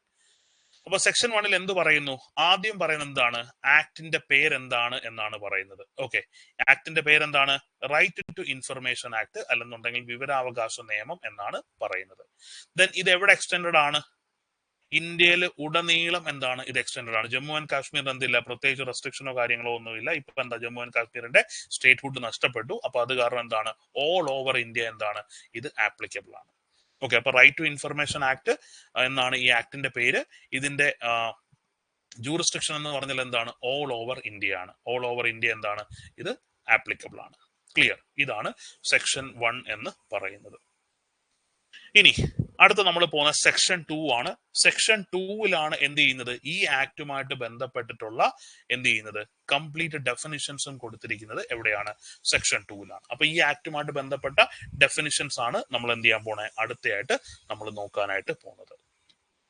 ഓക്കെ, അപ്പൊ നമുക്ക് ആദ്യം പഠിക്കാനുള്ള ഡെഫിനിഷൻ എന്ന് പറയുന്നത് അപ്രോപ്രിയേറ്റ് ഗവൺമെന്റ് അല്ലെന്നുണ്ടെങ്കിൽ ബന്ധപ്പെട്ട സർക്കാർ എന്ന് പറഞ്ഞാൽ എന്താണ് എന്നാണ് നമുക്ക് പഠിക്കാനുള്ളത്. ഓക്കെ, അപ്പൊ ബന്ധപ്പെട്ട സർക്കാർ എന്ന് പറഞ്ഞാൽ എന്താണ്, എവിടെയാണ് പറയുന്നത്, സെക്ഷൻ 2 ക്ലോസ് എയിലാണ് എന്തിനെ കുറിച്ച് പറയുന്നത്, ആരാണ് അപ്രോപ്രിയേറ്റ് ഗവൺമെന്റ് എന്ന് പറയുന്നത്. ഓക്കെ, അപ്പൊ എവിടെയാണ് അപ്രോപ്രിയേറ്റ് ഗവൺമെന്റിനെ ഡിഫൈൻ ചെയ്തിരിക്കുന്നത്, RTA ആക്ടിലെ സെക്ഷൻ 2A-യിലാണ്. ഓക്കെ, ഫസ്റ്റ് പഠിക്കേണ്ട കാര്യം, RTA ആക്ടിലെ ഏത് സെക്ഷനിലാണ് അപ്രോപ്രിയേറ്റ് ഗവൺമെന്റ് അല്ലെങ്കിൽ ബന്ധപ്പെട്ട സർക്കാരിനെ ഡിഫൈൻ ചെയ്തിരിക്കുന്നത് എവിടാന്ന് ചോദിച്ചാൽ എവിടെയാണ്, സെക്ഷൻ 2A-യിലാണ് ഡിഫൈൻ ചെയ്തിരിക്കുന്നത്. ഓക്കെ, ഇനി സെക്ഷൻ 2A പ്രകാരം അപ്രോപ്രിയേറ്റ് ഗവൺമെന്റ് എന്ന് പറഞ്ഞാൽ ആരാണ് സെൻട്രൽ ഗവൺമെന്റും സ്റ്റേറ്റ് ഗവൺമെന്റുമാണ് അപ്രോപ്രിയേറ്റ് ഗവൺമെന്റ് എന്ന് പറയുന്നത്. ഓക്കെ, അത്രയും നമ്മൾ മനസ്സിലാക്കിയാൽ മതി. അപ്രോപ്രിയേറ്റ് ഗവൺമെന്റ് എന്ന് പറഞ്ഞാൽ ആരാണ്, സെൻട്രൽ ഗവൺമെന്റും സ്റ്റേറ്റ് ഗവൺമെന്റുമാണ് അപ്രോപ്രിയേറ്റ് ഗവൺമെന്റ് എന്ന് പറയുന്നത്. ഓക്കെ, അതിനെക്കുറിച്ച് ഡീറ്റെയിൽ ആയിട്ട് എന്ത് ചെയ്തിട്ടുണ്ട്, എക്സ്പ്ലെയിൻ ചെയ്തിട്ടുണ്ട്. അത് നമുക്ക് ആവശ്യമില്ല. ഇപ്പൊ യൂണിയൻ ടെറിട്ടറിയുടെ കേസിലായാലും ശരി, സെൻട്രൽ ഗവൺമെന്റിന്റെ കേസിലായാലും ശരി, സെൻട്രൽ ഗവൺമെന്റ് ആയിരിക്കും എന്തെന്ന് പറയുന്നത് അപ്രോപ്രിയേറ്റ് അതോറിറ്റി എന്ന് പറയുന്നത്. എന്നാൽ സ്റ്റേറ്റ് ഗവൺമെന്റിന്റെ കാര്യത്തിൽ എന്തായിരിക്കും, സ്റ്റേറ്റ് ഗവൺമെന്റ് ആയിരിക്കും അപ്രോപ്രിയേറ്റ് അതോറിറ്റി. അതായത് സെൻട്രൽ ഗവൺമെന്റ് എന്ത് ചെയ്യും, സെൻട്രൽ ഗവൺമെന്റ് എന്ത് ചെയ്യുന്നു, ഒരു നിയമം മൂലമോ അല്ലെന്നുണ്ടെങ്കിൽ സെൻട്രൽ ഗവൺമെന്റ് ഉടമസ്ഥയിലുള്ളതോ അല്ലെങ്കിൽ സെൻട്രൽ ഗവൺമെന്റ് കൺട്രോളിലുള്ളതോ അല്ലെങ്കിൽ സെൻട്രൽ ഗവൺമെന്റ് ഡയറക്ട്ലിയോ ഇൻഡയറക്ട്ലിയോ ഒക്കെ ഫണ്ട് ചെയ്യുന്ന ഇൻസ്റ്റിറ്റ്യൂഷൻസ് എല്ലാത്തിന്റെയും ബന്ധപ്പെട്ട അധികാരി അല്ലെങ്കിൽ ബന്ധപ്പെട്ട സർക്കാർ അല്ലെങ്കിൽ അപ്രോപ്രിയേറ്റ് ഗവൺമെന്റ് എന്ന് പറയുന്നത് ആരായിരിക്കും, സെൻട്രൽ ഗവൺമെന്റ് ആയിരിക്കും. അതുകൂട്ട് എന്താണ്, സംസ്ഥാന സർക്കാർ സ്ഥാപിച്ചതോ അല്ലെങ്കിൽ സംസ്ഥാന സർക്കാർ നിലവിൽ കൊണ്ടുവന്നതോ അല്ലെങ്കിൽ ഉടമസ്ഥതയിലുള്ളതോ അല്ലെങ്കിൽ എന്ത് ഡയറക്ട്ലിയോ ഇൻഡയറക്ട്ലിയോ ഫണ്ട് ചെയ്യുന്ന എല്ലാ സ്ഥാപനങ്ങളുടെയും ബന്ധപ്പെട്ട സർക്കാർ എന്ന് പറഞ്ഞാൽ ആരായിരിക്കും, സ്റ്റേറ്റ് ഗവൺമെന്റ് ആയിരിക്കും. ഇതാണ് അപ്രോപ്രിയേറ്റ് ഗവൺമെന്റ് അല്ലെങ്കിൽ ബന്ധപ്പെട്ട സർക്കാർ എന്ന് പറഞ്ഞാൽ. ഓക്കെ ആണോ? അപ്പൊ ഇതിൽ നിന്ന് ക്വസ്റ്റ്യൻ വരാനുള്ള പോസിബിലിറ്റി ഭയങ്കര കുറവാണ്. എന്നാലും എന്ത് ജസ്റ്റ് ഒന്ന് അറിഞ്ഞു വെച്ചേക്കുക, അപ്രോപ്രിയേറ്റ് ഗവൺമെന്റ് RTA ആക്ടിന്റെ ഏത് സെക്ഷനിലാണ് ഡിഫൈൻ ചെയ്യപ്പെടുന്നതെന്ന് ചോദിച്ചാൽ എവിടെയാണ്, സെക്ഷൻ 2A-യിലാണ് ഡിഫൈൻ ചെയ്യപ്പെടുന്നത്. സെക്ഷൻ 2A പ്രകാരം അപ്രോപ്രിയേറ്റ് ഗവൺമെന്റ് എന്ന് പറയുന്നത് സ്റ്റേറ്റ് ഗവൺമെന്റും എന്താണ് സെൻട്രൽ ഗവൺമെന്റുമാണ്. ഓക്കെ, ക്ലിയർ ആണോ? ഓക്കെ ആണോ? മനസ്സിലായോ? പക്ക ഓക്കെ? നോക്കിക്കേ, ഇനി എന്ത് ചെയ്യാം, നമുക്ക് ഈ ബെയർ ആക്ട് ഒന്ന് വായിക്കാം. ബെയർ ആക്ട് ഞാൻ വായിക്കുന്നത് പറയുന്നത് എന്തിനാ അറിയാമോ, കുറച്ചുകൂടെ നിങ്ങൾക്ക് ക്ലാരിറ്റി വരാൻ വേണ്ടി. ഐഡിയ പറഞ്ഞു തന്നിട്ട് ബെയർ ആക്ട് വായിക്കുമ്പോൾ എന്ത് ചെയ്യും, കുറച്ചുകൂടെ നിങ്ങൾക്ക് കാര്യങ്ങൾ മനസ്സിലാവും. ഓക്കെ, നോക്കിക്കേ, appropriate government means in relation to a public authority which is established, constitute, owned, controlled or substantially financed by funds provided directly or indirectly by the central government or the union territory administration. അവരുടെ appropriate authority ആയിരിക്കും the central government ആയിരിക്കും. ഈ പറഞ്ഞ കാര്യങ്ങളൊക്കെ by the state government ആണെന്നുണ്ടെങ്കിൽ അതിന്റെ appropriate authority ആരായിരിക്കും, the state government ആയിരിക്കും. ക്ലിയർ? ഓക്കെ ആണോ? മനസ്സിലായോ? പക്ക ഓക്കെ? അപ്രോപ്രിയേറ്റ് ഗവൺമെന്റ് മനസ്സിലായോ? കൃത്യമായിട്ട് മനസ്സിലായോടെ? ഓക്കെ, ശരി. ഇനി അടുത്ത നമ്മൾ നോക്കാൻ പോകുന്ന കോമ്പീറ്റന്റ് അതോറിറ്റി അല്ലെന്നുണ്ടെങ്കിൽ യുക്താധികാരി ആര് എന്നാണ് നമ്മൾ നോക്കാനായിട്ട് പോകുന്നത്. ഓക്കെ, അപ്പൊ യുക്താധികാരി അല്ലെന്നുണ്ടെങ്കിൽ നമ്മൾ ഇംഗ്ലീഷ് എന്ത് പറയും, കോമ്പീറ്റന്റ് അതോറിറ്റി എന്ന് നമ്മൾ പറയും. അപ്പൊ ഫസ്റ്റ് പോയിന്റ് ആയിട്ട് എഴുതേണ്ട കാര്യം എന്താണ്, യുക്താധികാരി അല്ലെങ്കിൽ കോമ്പീറ്റന്റ് അതോറിറ്റിയെ കുറിച്ച് പറയുന്ന RTA ആക്ടിലെ സെക്ഷൻ ഏതാണെന്ന് ചോദിച്ചാൽ ഏതാണ്, സെക്ഷൻ 2 ക്ലോസ് E ആണ്. ഓക്കെ, സെക്ഷൻ 2 ക്ലോസ് ഇയിലാണ് കോമ്പീറ്റന്റ് അതോറിറ്റി. നമ്മൾ RTA ആക്ട് പഠിക്കുമ്പോൾ പലയിടങ്ങളിലും നമ്മൾ എന്ത് വരും, കോമ്പീറ്റന്റ് അതോറിറ്റി എന്ന് പറഞ്ഞൊരു ടേമുമായിട്ട് നമുക്ക് ഇത് കോമ്പീറ്റന്റ് അതോറിറ്റി എന്ന ടേം നമുക്ക് ഉപയോഗിക്കേണ്ടി വരും. അതിന്റെ മലയാളമാണ് എന്തെന്ന് പറയുന്നത്, യുക്താധികാരി എന്ന് നമ്മൾ പറയുന്നത്. ഓക്കെ, അപ്പൊ യുക്താധികാരി അല്ലെങ്കിൽ കോമ്പീറ്റന്റ് അതോറിറ്റിയെ കുറിച്ച് പറയുന്നത് എവിടെ എന്ന് ചോദിച്ചാൽ എവിടെയാണ്, 2 ക്ലോസ് ഇയിലാണ് പറയുന്നത്. ഇനി നോക്കിക്കേ, ആരൊക്കെയാണ് കോമ്പീറ്റന്റ് അതോറിറ്റി എന്നാണ് നമ്മൾ നോക്കാൻ പോകുന്നത്. ഓക്കെ, ലോക്സഭയിലും നിയമസഭയിലും കോമ്പീറ്റന്റ് അതോറിറ്റി എന്ന് പറഞ്ഞാൽ ആരാണ്, സ്പീക്കറാണ്. ഓക്കെ, അപ്പൊ ലോക്സഭയിലും നിയമസഭയിലും കോമ്പീറ്റന്റ് അതോറിറ്റി അല്ലെങ്കിൽ യുക്താധികാരി എന്ന് പറഞ്ഞാൽ ആരാണ്, സ്പീക്കറാണ്. ഇനി രാജ്യസഭയിലും ദെൻ സംസ്ഥാനത്തിന്റെ എന്താണ് കൗൺസിലുകളിലും യുക്താധികാരി ആര് എന്ന് ചോദിച്ചാൽ ആരാണ്, ചെയർമാനാണ് യുക്താധികാരി എന്ന് പറയുന്നത്. അപ്പൊ ലോക്സഭയിലും നിയമസഭയിലും കോമ്പീറ്റന്റ് അതോറിറ്റി എന്ന് പറയുന്നത് ആരാണ്, സ്പീക്കറാണ്. എന്നാൽ രാജ്യസഭയിലും എന്താണ് സംസ്ഥാനങ്ങളുടെ കൗൺസിലുകളിലും യുക്താധികാരി എന്ന് പറയുന്നത് ആരാണ്, ചെയർമാനാണ് യുക്താധികാരി എന്ന് പറയുന്നത്. ഇനി സുപ്രീം കോടതിയുടെ കേസിൽ ആരാണ് യുക്താധികാരി എന്ന് ചോദിച്ചാൽ ആരാണ്, ചീഫ് ജസ്റ്റിസ് ആണ് യുക്താധികാരി എന്ന് പറയുന്നത്. ഓക്കെ, ദെൻ ഹൈക്കോടതിയിലെ കേസിലാണെങ്കിലോ ഹൈക്കോടതി ചീഫ് ജസ്റ്റിസ് ആണ് എന്തെന്ന് പറയുന്നത്, യുക്താധികാരി എന്ന് പറയുന്നത്. ഓക്കെ ആണോ? അപ്പം യുക്താധികാരി എന്ന് പറയുന്നത് ലോക്സഭയിലും നിയമസഭയിലും സ്പീക്കറും ദെൻ രാജ്യസഭയിലും ദെൻ എന്താണ് കൗൺസിൽസിലും ആരാണ്, ചെയർമാനാണ്. ദെൻ സുപ്രീം കോടതിയുടെ കേസ് വരുമ്പോഴത്തേനും അവിടെ ആരാണ്, സുപ്രീം കോടതി CJ ആണ്. ഹൈക്കോടതിയിൽ ആരാണ്, ഹൈക്കോടതി CJ ആണ്. ക്ലിയർ ആണോ? ഇനി ഭരണഘടനയിലോ അതിന് കീഴിലോ സ്ഥാപിതമായിട്ടുള്ള മറ്റ് അധികാരികളെ സംബന്ധിച്ച് ആരാണ്, പ്രസിഡന്റ് അല്ലെങ്കിൽ ഗവർണർ. ഓക്കെ, അപ്പൊ ഭരണഘടനയിൽ അല്ലെങ്കിൽ ഭരണഘടനയിൽ പറഞ്ഞിരിക്കുന്ന സ്ഥാപനങ്ങളുടെ കോമ്പീറ്റന്റ് അതോറിറ്റി അല്ലെങ്കിൽ യുക്താധികാരി എന്ന് പറയുന്ന ആരാണ്, പ്രസിഡന്റോ ഗവർണറോ ആണ്.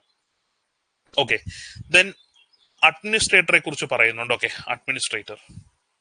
ഓക്കെ, അഡ്മിനിസ്ട്രേറ്റർമാരെ അപ്പോയിന്റ് ചെയ്യുകയാണെന്നുണ്ടെങ്കിൽ എന്തായിരിക്കും, അഡ്മിനിസ്ട്രേറ്റേഴ്സ് ആയിരിക്കും എന്തെന്ന് പറയുന്നത് അവിടുത്തെ യുക്താധികാരി എന്ന് പറയുന്നത്. എവിടെയാണ്, യൂണിയൻ ടെറിട്ടറീസിൽ. ഓക്കെ, യൂണിയൻ ടെറിട്ടറീസിൽ യുക്താധികാരി എന്ന് പറയുന്ന ആരാണ്, അഡ്മിനിസ്ട്രേറ്റർ ആണ്. ആർട്ടിക്കിൾ 239 പ്രകാരം അപ്പോയിന്റഡ് ആവുന്നത്. ക്ലിയർ ആണോ? അപ്പൊ യുക്താധികാരി അല്ലെങ്കിൽ കോമ്പീറ്റന്റ് അതോറിറ്റി എന്താണെന്ന് മനസ്സിലായോ? അപ്പൊ യുക്താധികാരി അല്ലെങ്കിൽ കോമ്പീറ്റന്റ് അതോറിറ്റി എന്ന് പറയുന്നത് സെക്ഷൻ 2 ക്ലോസ് ഇയിലാണ് പറഞ്ഞേക്കുന്നത്. ഓരോ സ്ഥാപനങ്ങൾക്കും ഓരോ കോമ്പീറ്റന്റ് അതോറിറ്റി അല്ലെങ്കിൽ യുക്താധികാരികളുണ്ട്. ലോക്സഭയിലും നിയമസഭയിലും ആണെങ്കിൽ അത് സ്പീക്കറാണ്. രാജ്യസഭയിലും എന്താണ് കൗൺസിൽസിലും സ്റ്റേറ്റ്സിന്റെ കൗൺസിൽസിലും ആണെന്നുണ്ടെങ്കിൽ അതെന്താണ്, ചെയർമാനാണ്. ദെൻ സുപ്രീം കോടതിയിലാണെങ്കിൽ സുപ്രീം കോടതി CJയും ഹൈക്കോടതി ആണെങ്കിൽ എന്താണ്, ഹൈക്കോടതി CJയും ആണ്. ഇനി ഭരണഘടനയിലൂടെ എസ്റ്റാബ്ലിഷ് ചെയ്യപ്പെട്ടിട്ടുള്ളതാണെങ്കിൽ ഗവർണറോ പ്രസിഡന്റോ ആയിരിക്കാം എന്തെന്ന് പറയുന്നത്, കോമ്പീറ്റന്റ് അതോറിറ്റി. ദെൻ എന്താണ് 239 പ്രകാരം നിയമിക്കപ്പെട്ട അഡ്മിനിസ്ട്രേറ്റേഴ്സും എന്താണ്, യുക്താധികാരികളുടെ കാറ്റഗറിയിൽ വരുന്ന ആൾക്കാരാണ്. ഓക്കെ ആണോ?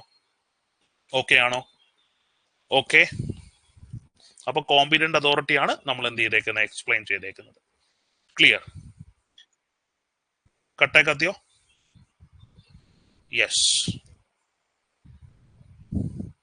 നെക്സ്റ്റ് അടുത്ത നമ്മൾ നോക്കാൻ പോകുന്നത് എന്താണ്, ഇൻഫർമേഷൻ എന്താണ് എന്നാണ് നമ്മൾ നോക്കാൻ പോകുന്നത്. ഓക്കെ, അപ്പൊ ഫസ്റ്റ് നമ്മൾ എന്ത് ചെയ്തു, അപ്രോപ്രിയേറ്റ് ഗവൺമെന്റ് എന്താണെന്ന് നമ്മൾ എക്സ്പ്ലെയിൻ ചെയ്തു അല്ലെ.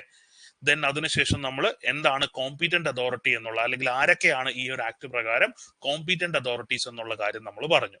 ഓക്കെ, ഇനി നമ്മൾ നോക്കാൻ പോകുന്നത് എന്താണ് ഇൻഫർമേഷൻ എന്നുള്ളതാണ് നമ്മൾ എന്ത് ചെയ്യാൻ പോകുന്നത്, അടുത്തയായിട്ട് നമ്മൾ നോക്കാൻ പോകുന്നത്.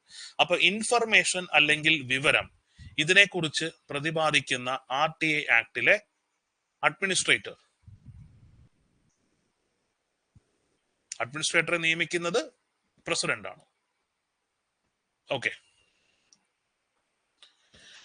ശരി, കുറച്ച് ഡിലേ ഉണ്ട്. കമന്റ്സ് എനിക്ക് തോന്നുന്നു ഒരു 2-3 സെക്കൻഡ്സ് ഒന്നും അല്ല, ഒരു 5 മിനിറ്റ്സ് 3 to 4 മിനിറ്റ്സ് ഒക്കെ ആയിട്ടാണ് കമന്റ് എനിക്ക് കാണാനായിട്ട് പറ്റുന്നത്. ഓക്കെ, ശരി. അപ്പൊ നമ്മൾ അടുത്തായിട്ട് നമ്മൾ നോക്കാൻ പോകുന്നത് എന്താണ്, ഇൻഫർമേഷൻ അല്ലെങ്കിൽ വിവരമാണ് നമ്മൾ നോക്കാനായിട്ട് പോകുന്നത്.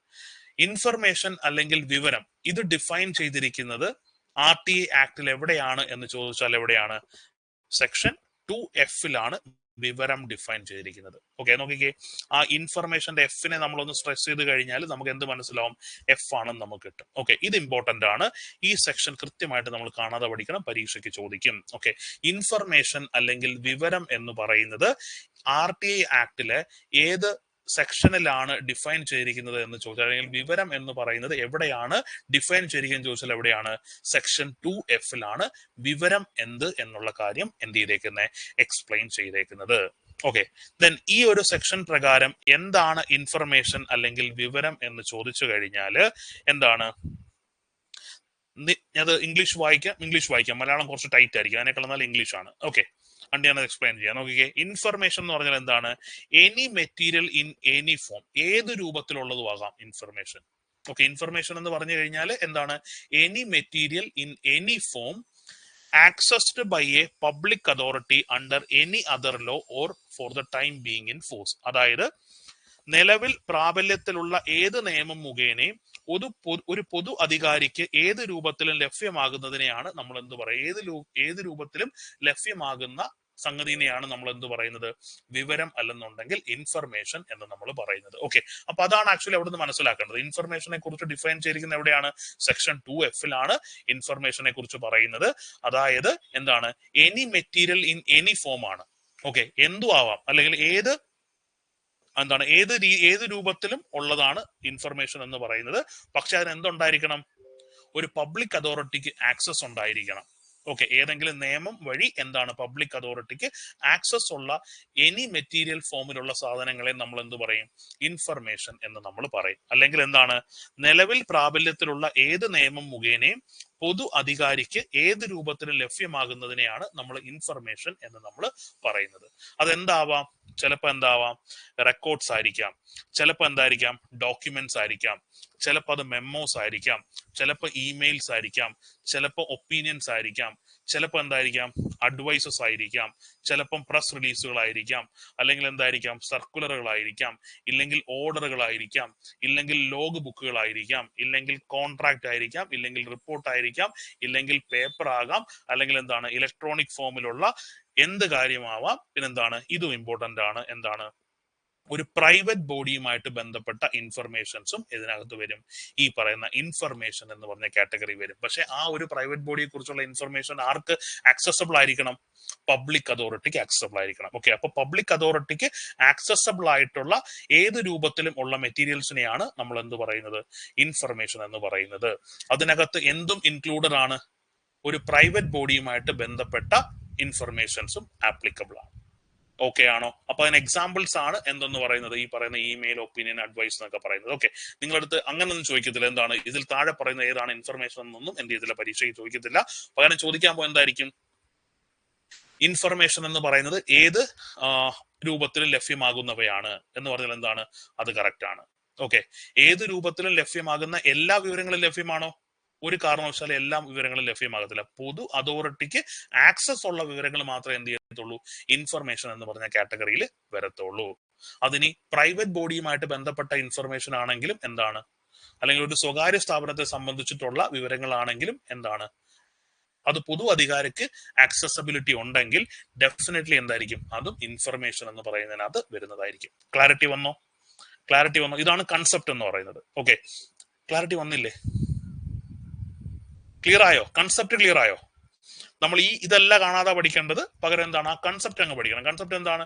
ഇൻഫർമേഷൻ എന്ന് പറയുന്നത് പൊതു അധികാരിക്ക് ആക്സസബിലിറ്റി ഉള്ള ഏത് രൂപത്തിലുള്ള സംഗതിനെ നമ്മൾ എന്ത് പറയും? ഇൻഫർമേഷൻ എന്ന് നമ്മൾ പറയും. ഓക്കെ, അതിനകത്ത് എന്തും വരും? ഒരു സ്വകാര്യ സ്ഥാപനത്തെ സംബന്ധിക്കുന്നതും വരും. പക്ഷെ ആ സ്വകാര്യ സ്ഥാപനം സംബന്ധിക്കുന്ന എല്ലാ വിവരങ്ങളും വരുമോ? ഇല്ല. എന്താ? അവിടെ റെസ്ട്രിക്ഷൻസ് ഉണ്ട്. എന്താണ്? പൊതു അധികാരിക്ക് ഏതൊക്കെയാണോ ആക്സസബിലിറ്റി ഉള്ളത് ആ കാര്യങ്ങൾ മാത്രമേ വരത്തുള്ളൂ. ക്ലിയർ ആണോ? ഓക്കെ ആണോ?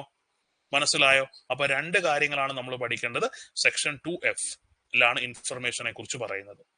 Okay, clear? ഓക്കെ ആണോ? ബോർ അടിക്കുന്നുണ്ടോ? ആക്ടില് എന്തായാലും 5 മാർക്ക് അടിക്കാൻ പറ്റും. ഓക്കെ, ഞാനിങ്ങനെ ജസ്റ്റ് എന്താ പറയുന്നത്, അതായത് ഫസ്റ്റ് നമ്മൾ ഈ ക്ലാസ് തുടങ്ങിയപ്പോൾ നമ്മളൊരു കാര്യം പറഞ്ഞല്ലോ, എന്താ? Basic fact. ആ രീതിയിൽ എഴുതി പോയി കഴിഞ്ഞാൽ നമുക്ക് കേൾക്കാനും കാണാനും എല്ലാം സുഖമായിരിക്കും. ഓക്കെ, പക്ഷെ വേറെ ആക്ട് പഠിക്കുമ്പോൾ ഇച്ചിരി ടൈറ്റ് ആണ്. പക്ഷെ അത് ഇച്ചിരി ഒന്ന് മനസ്സിലാക്കി പഠിച്ചാൽ പിന്നെ നിങ്ങൾക്ക് തെറ്റത്തില്ല ഒരു കാരണവശാലും. ഓക്കെ, അപ്പം എന്താ പറയുന്നത്, ഇപ്പോഴത്തെ ഒരു രീതി നിങ്ങൾക്ക് അറിയാം. എന്താണ്? ക്വസ്റ്റ്യന്റെ ഉത്തരം തേടി പോകുന്ന പരിപാടിയല്ല. എന്താണ്?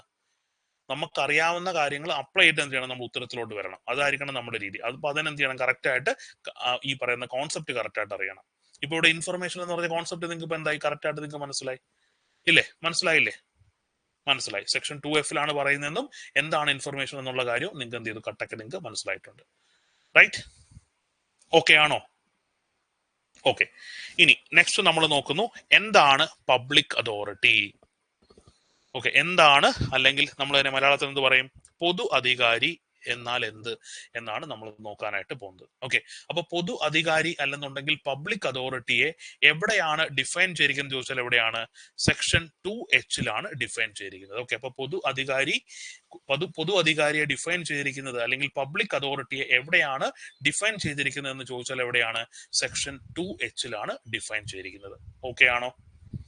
പക്ക ഓക്കെ. അപ്പൊ സെക്ഷൻ 2H പൊതു അധികാരി അല്ലെങ്കിൽ പബ്ലിക് അതോറിറ്റിയെ കുറിച്ച് ഡിഫൈൻ ചെയ്തിരിക്കുന്നത് സെക്ഷൻ 2H. ഇനി എന്താണ് പൊതു അധികാരി എന്ന് ചോദിച്ചു കഴിഞ്ഞാൽ എന്താണ്, ഒന്നുകിൽ എന്താണ് ഭരണഘടനയിലോ അല്ലെങ്കിൽ എന്താ ഭരണഘടനയിലൂടെയോ അല്ലെങ്കിൽ എന്താണ് പാർലമെന്റ് നിർമ്മിച്ച ഏതെങ്കിലും നിയമത്തിലൂടെയോ അല്ലെങ്കിൽ എന്ത് ചെയ്യുന്നു സംസ്ഥാന നിയമനിർമ്മാണ സഭ നിർമ്മിച്ച ഏതെങ്കിലും നിയമം വഴിയോ അല്ലെങ്കിൽ എന്ത് ചെയ്യുന്നു ബന്ധപ്പെട്ട സർക്കാർ പുറത്തിറക്കിയ ഉത്തരവിലൂടെയോ അല്ലെങ്കിൽ നോട്ടിഫിക്കേഷനിലൂടെയോ നിലവിൽ വന്നതോ രൂപീകരിക്കപ്പെട്ടതോ ആയ സ്വയം ഭരണമുള്ള അധികാരിയോ ബോഡിയോ ഇൻസ്റ്റിറ്റ്യൂഷനോ ആണ് എന്തെന്ന് പറയുന്നത്, പൊതു അധികാരി എന്ന് പറയുന്നത്.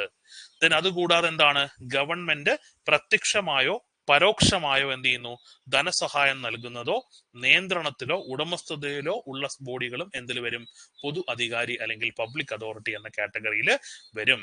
ദെൻ എന്താണ്, ഏതെങ്കിലും സർക്കാർ ഇതര സംഘടനകൾക്ക് ധനസഹായം കിട്ടുന്നുണ്ട്, സ്റ്റേറ്റ് ഗവൺമെന്റിന്റെയോ സെൻട്രൽ ഗവൺമെന്റിന്റെ ധനസഹായം കിട്ടുന്നുണ്ടെങ്കിൽ അതും എവിടെ വരും, ഈ പറയുന്ന പൊതു അധികാരി എന്ന കാറ്റഗറിയിൽ വരും. ഓക്കെ ആണോ? ഓക്കെ ആണോ? മനസ്സിലായോ? പക്ക ഓക്കെ? പക്ക ഓക്കെ ആണോ? അപ്പൊ പൊതു അധികാരി അല്ലെങ്കിൽ പബ്ലിക് അതോറിറ്റി എന്ന് പറയുന്നത് എവിടെയാണ് ഡിഫൈൻ ചെയ്തിരിക്കുന്നത് ചോദിച്ചാൽ എവിടെയാണ്, സെക്ഷൻ 2H ഡിഫൈൻ ചെയ്തിരിക്കുന്നത്. സെക്ഷൻ 2H പ്രകാരം പൊതു അധികാരി എന്ന് പറഞ്ഞാൽ എന്താണ്, ഭരണഘടന, ഒന്നുകിൽ ഭരണഘടനയിൽ, ഇല്ലെന്നുണ്ടെങ്കിൽ എന്ത് ചെയ്യുന്നു പാർലമെന്റ് നിർമ്മിച്ച ഏതെങ്കിലും നിയമത്തില്, ഇല്ലെങ്കിൽ സംസ്ഥാന നിയമനിർമ്മാണ സഭയുടെ ഏതെങ്കിലും നിയമത്തില്, അല്ലെങ്കിൽ എന്ത് ചെയ്യുന്നു സർക്കാരിന്റെ ഉത്തരവിലൂടെയോ നോട്ടിഫിക്കേഷനിലൂടെ ക്രിയേറ്റ് ചെയ്യപ്പെട്ട ഏതെങ്കിലും ബോഡീസ്, അത് ഓട്ടോണോമസ് ആയാലും ശരി അല്ലെങ്കിലും ശരി എങ്ങനത്തെ ആയാലും ആ ബോഡീസ് എല്ലാം ഇതിനകത്ത് വരും, പൊതു അധികാരി എന്ന കാറ്റഗറിയിൽ വരും. അതുകൂടാതെ ഗവൺമെന്റ് ഫണ്ട് ചെയ്യുന്ന ഏതെങ്കിലും ഡയറക്റ്റ് ആയിട്ടോ ഇൻഡയറക്റ്റ് ആയിട്ടോ ഗവൺമെന്റ് ഫണ്ട് ചെയ്യുകയോ ഉടമസ്ഥതയിലോ ഉള്ള സ്ഥാപനങ്ങളും ഇതിനകത്ത് വരും, ഈ പറയുന്ന പബ്ലിക് അതോറിറ്റി എന്നതിനകത്ത് വരും. ദെൻ അതുകൂടാതെ എന്താണ്, നോൺ ഗവൺമെന്റൽ ഓർഗനൈസേഷനും എവിടെ വരും, പബ്ലിക് അതോറിറ്റി എന്ന കാറ്റഗറിയിൽ വരും. പക്ഷെ non governmental organisations public authority എന്ന കാറ്റഗറിയിൽ വരണമെന്നുണ്ടെങ്കിൽ എന്ത് ചെയ്തിരിക്കണം, ഈ NGOക്ക് എന്ത് ചെയ്തിരിക്കണം, ഫണ്ട് ഗവൺമെന്റിന്റെ ഭാഗത്തുനിന്ന് കിട്ടുന്നുണ്ടായിരിക്കണം. എന്നാൽ മാത്രമേ എന്ത് ചെയ്യാൻ പറ്റത്തുള്ളൂ, അവരെ നമുക്ക് പൊതു അധികാരി അല്ലെങ്കിൽ പബ്ലിക് അതോറിറ്റി എന്ന് നമുക്ക് പറയാനായിട്ട് നമുക്ക് പറ്റത്തുള്ളൂ. ഓക്കെ ആണോ? ഓക്കെ ആണോ? മനസ്സിലായോ? പബ്ലിക് അതോറിറ്റി എന്താണെന്ന് മനസ്സിലായോ? ഓക്കെ, ശരി. അപ്പൊ ഇന്ന് നമുക്ക് എന്ത് ചെയ്യാം, ഇത്രയും കൊണ്ട് നമുക്ക് സ്റ്റോപ്പ് ചെയ്യാം. ഇത്രയും കാര്യങ്ങൾ ഓക്കെ ആണെന്ന് വിചാരിക്കാം. എന്തെങ്കിലും ഡൗട്ട്സോ കാര്യങ്ങളോ ഉണ്ടെങ്കിൽ എന്ത് ചെയ്യാം, നിങ്ങൾക്ക് ചോദിക്കാം. ഓക്കെ, പ്രോപ്പർ ആയിട്ട് നോട്ട് മേക്ക് ചെയ്യുക എന്നുള്ളതാണ്. കൺസെപ്റ്റ് കറക്റ്റ് ആയിട്ട് നിങ്ങൾക്ക് ഞാൻ പറഞ്ഞുതരും. ആ കൺസെപ്റ്റ് വെച്ചുമാണ് ചോദ്യങ്ങൾ. ഡയറക്റ്റ് ക്വസ്റ്റ്യൻ വന്നാൽ എന്താ നമ്മൾ കാണാൻ തുടങ്ങി, അതായത് നമ്മൾ ഫസ്റ്റ് തുടങ്ങിയ പരിപാടി ഉണ്ടല്ലോ, എന്താ ബേസിക് ഫാക്ടുകൾ, ഇങ്ങനെയുള്ള ചോദ്യങ്ങൾ എഴുതാൻ പറ്റും. പക്ഷെ കുറച്ച് കൺസെപ്റ്റൽ ഓറിയന്റഡ് ആയിട്ട് വന്നു കഴിഞ്ഞാൽ എന്താണ് ലിറ്റിൽ പ്രശ്നമായിരിക്കും. അപ്പൊ അതിനെന്ത് ചെയ്യണം, കറക്റ്റ് ആയിട്ട് നമ്മൾ കാര്യങ്ങൾ നമ്മൾ അറിയണം. ഓക്കെ, എന്തെങ്കിലും ഡൗട്ട്സ് ഉണ്ടോ? ഉണ്ടോ? ഇല്ലല്ലോ? ഇല്ല. ഓക്കെ, ശരി.